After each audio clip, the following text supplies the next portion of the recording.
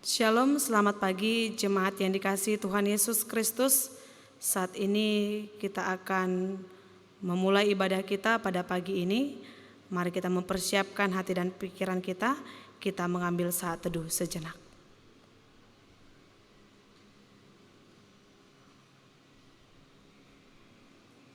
Amin. Kita angkat pujian bagi Tuhan, kita bernyanyi dari buku ND nomor 302 ayat 1.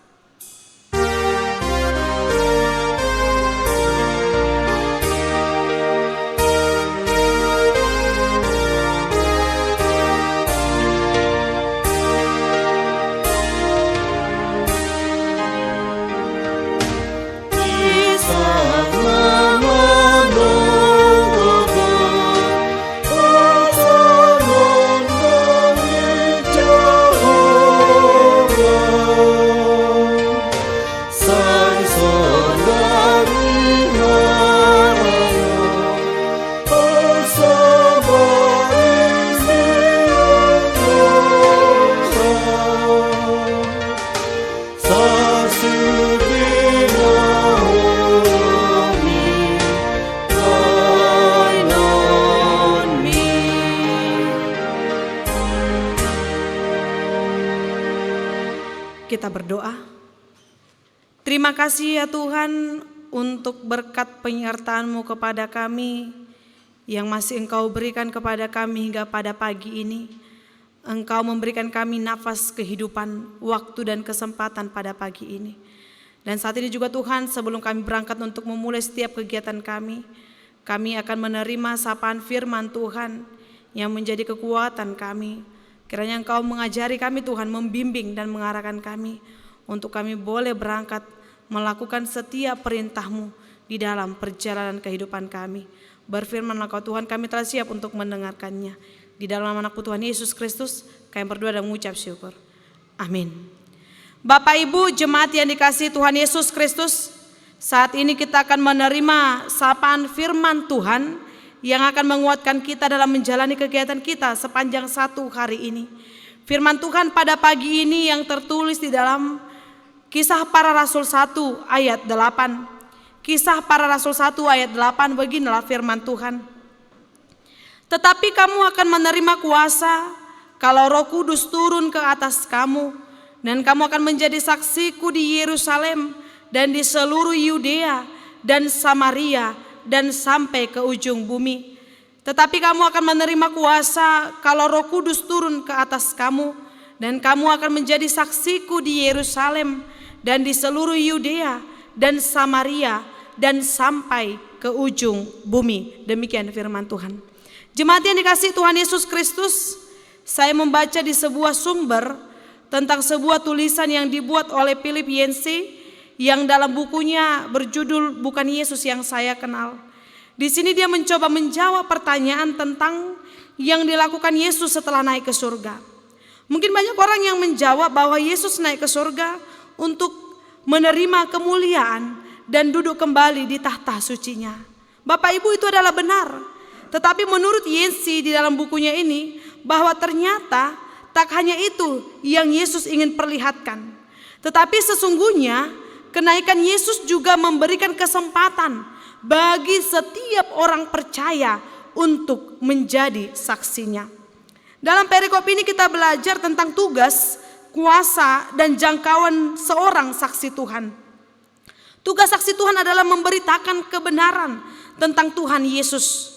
Bukan hanya tentang gereja atau tentang diri sendiri atau tentang keunggulan faham teologis yang kita anut, tetapi memberikan kesaksian atas diri Tuhan Yesus Kristus yang telah menyelamatkan dan yang telah menebus kita.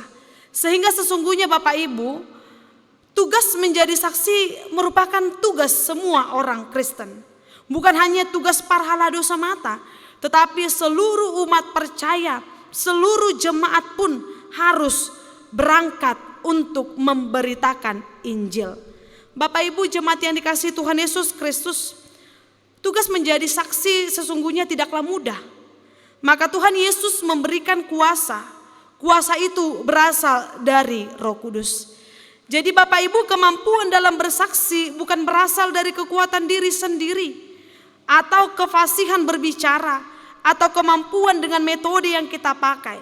Tetapi sesungguhnya itu berasal dari kuat kuasa Roh Kudus yang turun atas kita, yang akhirnya memampukan kita menyaksikan karya penyelamatan Yesus Kristus dan Injil. Jangkauan seorang saksi adalah seluruh pelosok bumi, Bapak Ibu.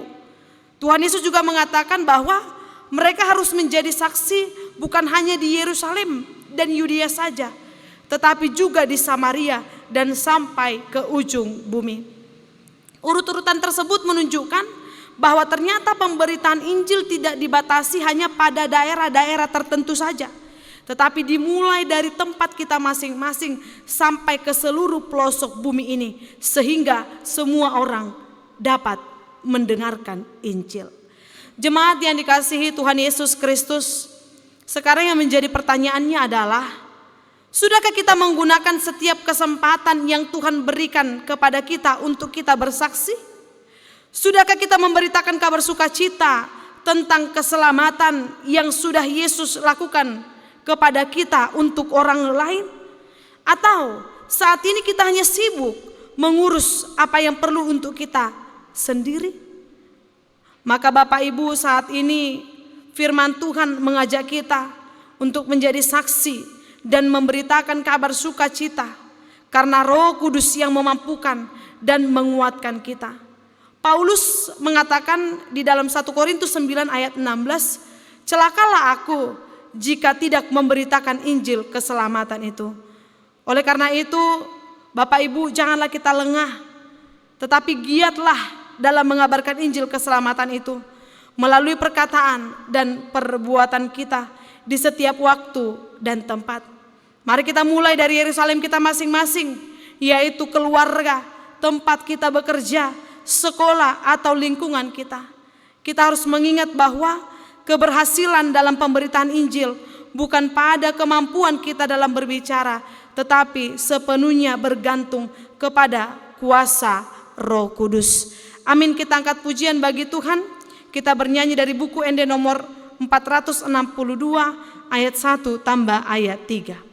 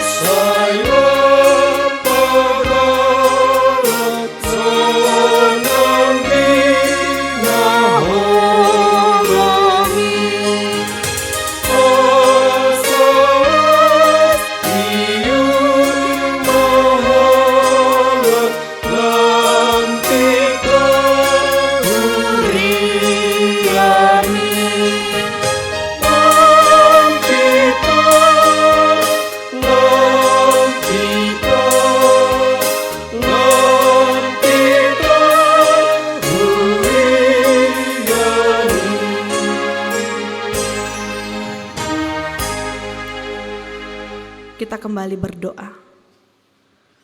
Terima kasih ya Tuhan untuk firman yang telah kami dengar pada pagi ini, yang mengingatkan kami sebagai orang-orang yang telah menerima keselamatan, yang telah menerima penebusan oleh darah anak-Mu Tuhan Yesus Kristus. Engkau mengingatkan kami ya Tuhan, agar kami boleh berangkat menjadi saksi di tengah-tengah keluarga kami, di tengah-tengah lingkungan kami, dan di seluruh perjalanan kehidupan kami, agar lewat tindakan dan perbuatan kami, sesungguhnya itu menjadi saksi yang boleh kami sampaikan, agar orang lain dapat menerima Injil tersebut. Ya Tuhan Allah kami, pada saat ini juga kami serahkan hidup kami ke dalam tangan pengasihan-Mu, agar Engkaulah yang menguatkan kami, membimbing dan menjagai kami, untuk kami boleh berangkat melakukan setiap perintah-Mu di dalam kehidupan kami. Engkau yang menjaga kami dan melindungi kami ya Tuhan. Engkau yang kiranya menyertai kami di sepanjang perjalanan kehidupan kami. Engkau yang menjauhkan kami dari segala mara bahaya. Engkau yang menjauhkan kami dari segala sakit penyakit, agar kami tetap di dalam perlindungan-Mu, di dalam sukacita yang daripadamu. Ya Tuhan Allah kami, saat ini juga Tuhan kami serahkan ke dalam tangan pengasihan-Mu seluruh jemaat gereja-Mu ya Tuhan. Engkau kiranya yang menuntun perjalanan kehidupan mereka. Engkau yang mencukupkan segala kebutuhan mereka. Engkau juga Tuhan yang menguatkan dan membimbing mereka.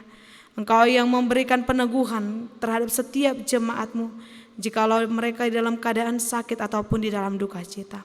Kami yakin dan percaya ya Tuhan, Engkaulah yang kami andalkan dalam setiap perjalanan kehidupan kami. Di atas segala permohonan kami ya Tuhan Allah kami mengaku kami adalah orang yang berdosa. Ampunkan kami atas segala dosa pelanggaran kami, agar kami semakin layak menjadi pewaris dalam kerajaan-Mu. Di dalam nama Anakmu Tuhan Yesus Kristus, kami berdoa dan mengucap syukur. Jadilah kehendak-Mu di dalam hidup kami. Anugerah Tuhan kita Yesus Kristus, kasih setia dari Allah Bapa, dan persekutuan Roh Kudus yang menyertai kehidupan kita sekalian. Amin. Shalom, selamat pagi, selamat beraktivitas. Tuhan Yesus memberkati.